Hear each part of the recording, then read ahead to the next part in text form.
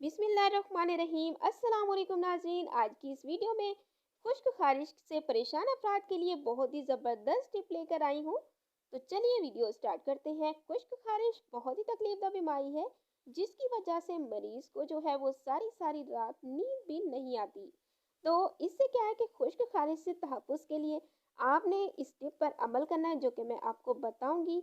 लेकिन अगर ये तकलीफ बहुत पुरानी है तो फिर आप अपने मोहल्ले से यानी डॉक्टर से ज़रूर रब्ता करें और इसका मुकम्मल इलाज करवाएं।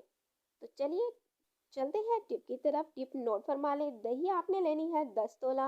इसमें 3 तोला रोगन सरसों या रोशन तारा या तारा मीरा शामिल करके खूब फेंटें। इस तरह करें, इस तरह फेंटें कि ये एक मरहम सा बन जाए।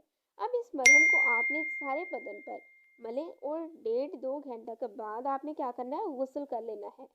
अगर आप ये अमल रात को करें तो ज़्यादा बेस्ट है क्योंकि दवा का जो है तमाम जिस्म पर लगे रहना ज़्यादा मुफीद असरात रखता है।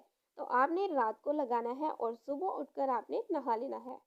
फ्रेंड्स, वीडियो अच्छी लगी है तो वीडियो को लाइक कर दें। मज़ीद इस तरह की अच्छी वीडियोस के लिए हमारे चैनल को भी सब्सक्राइब कर दें। शुक्रिया।